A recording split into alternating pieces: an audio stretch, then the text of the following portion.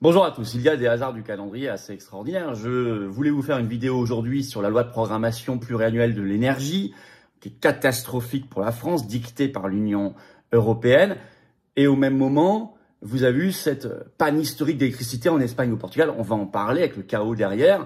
Et en fait, c'est très illustratif parce que j'allais vous démontrer que cette loi, qui est même pas une loi parce que ça va passer de force par décret, eh bien, nous mène à ça. Et que les oppositions, vous allez voir, le RN sont en train de marchander, trahir. Je vais vous expliquer que tout ça est imposé par l'Union européenne, tout ça nécessiterait une motion de censure et que ce qui se passe en Espagne et au Portugal est extrêmement illustratif. Nous allions y revenir dans cette vidéo. Alors nous lançons immédiatement la grande pétition nationale pour dire stop aux éoliennes et oui à la reconstruction de l'indépendance énergétique de la France. Et ça va ensemble. Le lien pour signer cette pétition est sous la vidéo en description dès maintenant. Vraiment, elle est très importante. Signez-la, relayez-la partout, partagez-la partout. Elle est essentielle pour ouvrir le débat et pour faire pression. On va commencer par, avant de passer sur la France très rapidement, par ce qui s'est passé en Espagne et au Portugal ce 28 avril. Donc une panne. Alors tous les superlatifs ont été utilisés, historique, inédit, du jamais vu. En Espagne et au Portugal, le Portugal est plutôt une conséquence de l'Espagne puisque la péninsule ibérique était un îlot électriques qui sont très dépendants. Ça a commencé à 12h30 ce 28 avril. Tout le réseau national des deux pays a été arrêté. Imaginez ce que ça veut dire. Et on a vu tout de suite la dépendance des populations. En quelques heures, on a vu des scènes de chaos. Alors vous imaginez, plus de trains, plus de métro, des problèmes pour des avions parce que les aéroports sont en rade. Mais vous avez aussi les ascenseurs, des gens bloqués. Vous avez un problème pour payer. Et pensez à tout ça. Vous avez des problèmes partout, même il y a des pompes à eau qui fonctionnent à l'électricité, vous avez plus d'eau. Enfin, vous avez, imaginez, les feux de circulation, le gouvernement qui a demandé aux gens de ne pas sortir de chez eux. Bon, à l'heure où je vous enregistre cette vidéo, c'est rétabli à 99%. Et le Premier ministre espagnol Sanchez et même la Commission européenne ont dit que ça n'était, qu'il n'y avait pas d'indication d'une cyberattaque. Ils ont tenté les toutes premières minutes d'attaquer les Russes comme prévu. Ça n'a pas duré longtemps. Alors, il faut se tourner vers les experts, ceux qui savent. Mais en fait, tout ça a été alerté en France depuis longtemps. Je vais vous citer des extraits. Par exemple, un expert en énergie très brillant que vous devez connaître, Fabien Bouglet, qui sur son compte X ce 28 avril a tout de suite explicité en disant, voilà, au moment de l'effondrement électrique en Espagne, 70%, dit-il, du mix énergétique espagnol était constitué de solaire et d'éolien. En fait, c'est même quasiment 80%. Donc des énergies renouvelables intermittentes, par définition intermittentes, c'est-à-dire qu'il faut du vent ou du soleil. Bon. Or, il y a un problème que connaissent bien les spécialistes des systèmes énergétiques, c'est qu'il y a un problème qu'on appelle d'équilibrage. Et là, je remercie pour ses lumières, sans mauvais jeu de mots, Kevin Gauthier, notre référent aux États-Unis, qui est par ailleurs depuis longtemps spécialiste des questions énergétiques chez nous. Et il y a un problème d'équilibrage entre les moyens de production intermittents et ce qu'on appelle le pilotable. Là, on déclenche quand on veut. C'est surtout du gaz. C'est aussi, de manière un peu moins forte, parce qu'il y a un petit temps de latence, le nucléaire, bien sûr. Le problème, c'est que si le premier, vous avez une surreprésentation du premier, l'intermittent, le renouvelable, comme en Espagne, et si le premier chute brutalement, alors là, pour quelle raison? On est en cours d'investigation, et que vous avez trop peu du deuxième, qu'il est trop faible, vous ne pouvez pas rééquilibrer. Et vous avez un effondrement brutal et massif du réseau. Alors, je vous signale qu'en France, RTE, Réseau de transport d'électricité, issu d'un démembrement d'EDF, avait évoqué exactement ce scénario pour la France.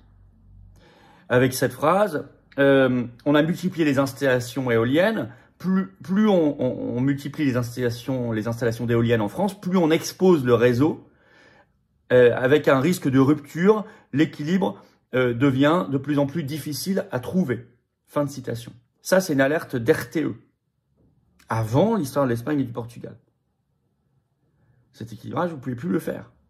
Et il se passe exactement ce qui s'est passé là. Alors, or, nous allons vers ça, avec ce qu'on appelle la PPE, la programmation pluriannuelle de l'énergie, qui est la nouvelle feuille de route énergétique pour la période en France 2025-2035, pour mettre la France sur la voie de ce qu'ils appellent la neutralité carbone en 2050.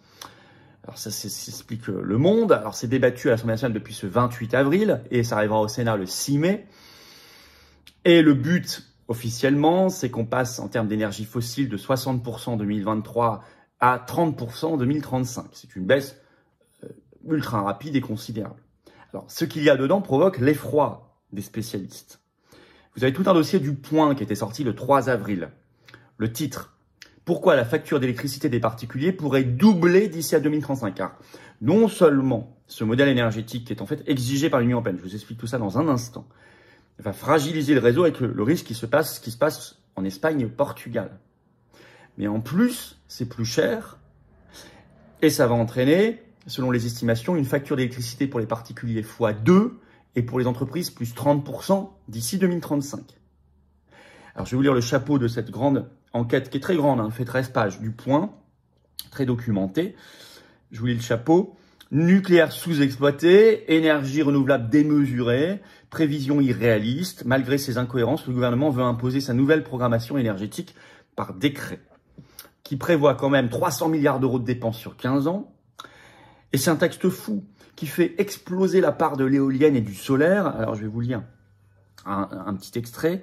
Le texte: déclinaison pratique de notre stratégie nationale bas carbone, s'inscrit dans le cadre européen du Fit for 55, visant à la réduction de 55% des émissions de gaz à effet de serre entre 1990 et 2030.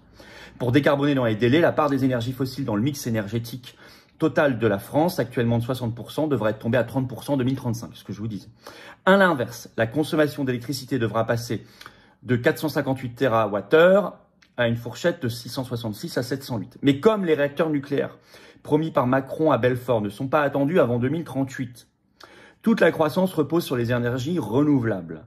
Dans les 10 prochaines années, le solaire doit donc quadrupler, l'éolien terrestre doubler, les éoliennes, et l'éolien offshore exploser pour passer de 1,9 à 71 TWh, fois environ 35, 36. Avec la mise en service d'une quarantaine de parcs au large des côtes françaises. Toutes les côtes vont être inondées, sauf devant le Touquet, paraît-il, de grosses éoliennes. Pétition nationale contre ça, les éoliennes, et pour notre souveraineté énergétique, je vous le rappelle, mise maintenant, sous la vidéo en lien en description, signez-la, partagez-la, très très important. C'est un texte fou, avec une gabegie. Alors d'abord, on limite le nucléaire pour laisser la place au renouvelable, qui est pourtant plus cher et moins sûr. Je vous lis un autre petit extrait. Cette nouvelle PPE, mise sur le développement des flexibilités, pour éviter les tensions. Mais à quel prix? On teste les limites du système, s'inquiète un ingénieur d'EDF. Dans un rapport récent, l'inspecteur général pour la sûreté nucléaire et la radioprotection d'EDF s'alarmait de ces variations de charge, qui ne sont pas sans risque pour la sûreté du système électrique, dont le blackout. C'est écrit là, et ça a été écrit, je vous le rappelle, ce dossier du Point le 3 avril, avant l'histoire de l'Espagne et du Portugal. Ni sans contrainte sur le fonctionnement des installations. EDF vient de lancer une étude pour évaluer l'impact économique et l'effet sur les matériaux de ces brusques modulations imposées aux réacteurs, mais ces résultats ne sont pas attendus avant 2026. On avance à l'aveugle, en risquant notre fleuron énergétique, tonne l'ex-président de l'Assemblée nationale Bernard Accoyer. Nous faisons avec le parc nucléaire ce qui n'était pas prévu. On l'éteint, on l'allume en permanence pour laisser la place aux éoliennes, aux hydroliennes et au solaire.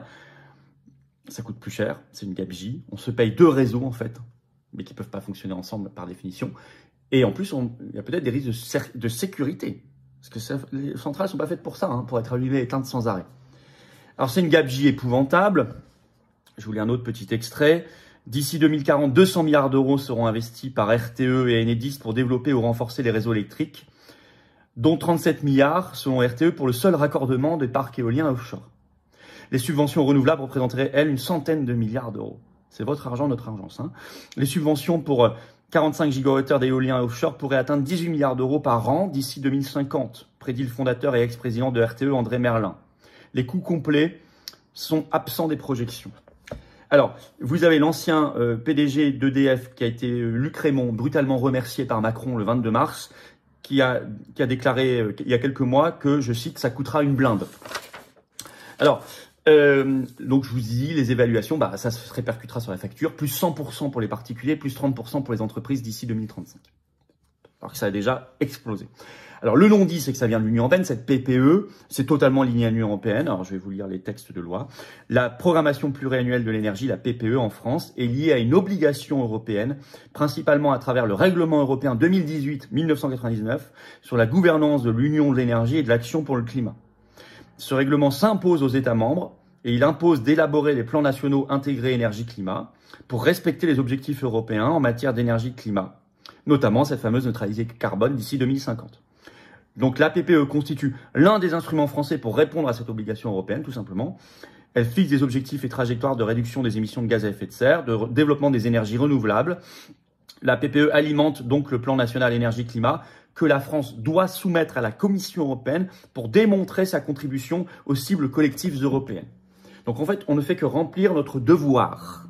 Et on rend ça, notre copie, à la maîtresse Ursula von der Leyen. C'est ça. Et donc, le gouvernement veut faire adopter ça par décret, sans vote. Hein? Or, ça prévoit quand même 300 milliards d'euros de dépenses. Donc, pas de vote et tout, pour un truc qui coûte 300 milliards et qui vraiment a un impact sur notre modèle énergétique. Et là, alors vous avez la soi-disant résistance au signal des députés RN, vous l'avez peut-être entendu, mais ils sont déjà en train de se faire acheter, puisque jusqu'ici, ils disaient, si ça passe par décret et qu'il n'y a pas un vote à l'Assemblée, on engagera une procédure de censure du gouvernement. Enfin, ils en sont plus là. Le Monde, dans un article ce 28 avril, vous explique tout. Sous la pression, l'exécutif a également proposé d'inscrire à l'ordre du jour de l'Assemblée une proposition de loi du sénateur Daniel Grémillet sur la programmation énergétique, a priori le 16 juin. Celle-ci a été adoptée en première lecture par le Sénat déjà en octobre 2024. La date de publication du décret, donc qui va faire passer la PPE, a quant à elle été repoussée, reste encore incertaine, même si la porte-parole du gouvernement a promis qu'elle interviendrait avant l'été. Le RN réclame que l'examen de cette proposition de loi sénatoriale, donc Grémillet, ait lieu avant la publication du décret.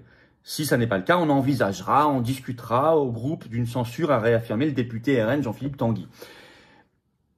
Donc leur seule condition, ça n'est plus maintenant qu'il n'y ait pas de décret, c'est de dire « Ok pour un décret, mais vous nous faites passer cette proposition de loi avant, qui de toute façon va passer, elle est passée déjà au Sénat, mais qui n'est pas le sujet. C'est une proposition de loi annexe, qui porte sur un tout petit aspect du sujet. » Et c'est tellement clair que l'AFP a fait une dépêche ce 28 avril, et écoutez ça, le RN considère que c'est bon. Le Rassemblement national, je cite l'AFP, a de son côté revendiqué une grande victoire politique. Si Marine Le Pen n'était pas intervenue, l'administration aurait adopté ce décret dans le dos du Parlement, a déclaré Jean-Philippe Tanguy. Donc, comme le gouvernement organise un faux débat sur la base de l'article 50-1 de la Constitution, donc un débat avec un vote qui n'a pas de conséquences, enfin, il n'y a même pas de vote en fait, c'est un débat sans vote, mais ça passe quand même par décret, et qu'il y a ce marchandage sur cette petite proposition de loi à côté, le RN en profite pour dire c'est bon, on a gagné, etc. Or non, ils n'ont rien gagné du tout, ça passe par décret, mais ils feront pas la censure. Or ils devraient faire la censure. Pour ça et pour tellement d'autres raisons, vous me direz, hein, mais ça en particulier. Ça s'appelle du marchandage, ça s'appelle de l'enfumage, parce qu'ils vont tonner en disant on a gagné, ils n'ont rien gagné du tout, ça passera bien par décret. Ça passera, c'est une exigence de l'Union européenne, ça il ne l'explique jamais aux Français, heureusement que je suis là pour vous lire les textes européens. Le PPE c'est juste une déclinaison, je vous l'ai dit, de l'Union européenne. Voilà où on en est. Donc ils n'expliquent rien, ils ne jouent pas leur rôle d'opposition. On leur en veut, je leur en veux énormément. Parce qu'on parle là de l'intérêt supérieur de la France et de nos biens stratégiques. Tout ça évidemment mériterait quand même un vrai débat, un vrai vote. Enfin c'est incroyable. Même un référendum. On parle de 300 milliards d'euros, on parle d'un modèle énergétique, on parle de ce qui s'est passé en Espagne ou au Portugal. Pétition nationale, stop aux éoliennes, oui à notre souveraineté énergétique, en lien sous la vidéo en description. Maintenant, signez-la, relayez-la partout, inondez-la dans les boîtes de vos députés, etc., y compris RN. Stop au bidouillage, au marchandage. Oui à une motion de censure évidente. Oui au Frexit pour retrouver notre vraie souveraineté énergétique, car l'Union européenne nous la dévore. Et au nom de l'intérêt allemand, la met à la poubelle et nous fait payer plus cher, nous rend moins sûrs avec tous les risques. C'est inadmissible. Et donc, nous désindustrialise derrière. Souveraineté énergétique, Frexit, motion de censure, stop aux éoliennes, oui la souveraineté énergétique, non au marchandage politicien, non à ce bazar. Pétition nationale en lien sous la vidéo en description. Merci de partager cette vidéo en vous abonnant à cette chaîne YouTube par un petit clic gratuit sur s'abonner, ça aidera énormément. Ce vendredi 2 mai à 19h, on est en direct sur cette chaîne, bien sûr. Avant cela, ce 30 avril au soir, je suis en réunion publique à Quimper. Il vous reste, c'est entrée gratuite, il vous reste quelques heures pour vous inscrire par le lien sous la vidéo en description. Sous la vidéo en description, vous trouverez également le lien pour la grande réunion publique de ce samedi 3 mai après-midi à Lyon. Inscrivez-vous. J'ai hâte de vous voir partout.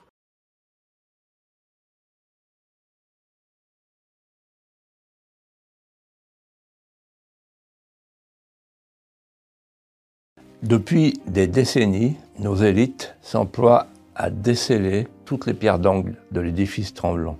Et aujourd'hui, elles nous parlent d'une crise institutionnelle, parfois même d'une crise de régime. Mais je pense que c'est plus grave que ça. Et j'ai voulu faire mon édito sur ce qu'est cette crise que nous vivons, que nous traversons sans le voir. C'est une crise existentielle. Et ceci pour la raison que se greffent les unes sur les autres 3 crises. La crise étatique, la crise de l'État régalien. Notre État est impuissant. La crise nationale, nous vivons une éclipse de la conscience nationale. Et la crise morale, au sens de la transmission.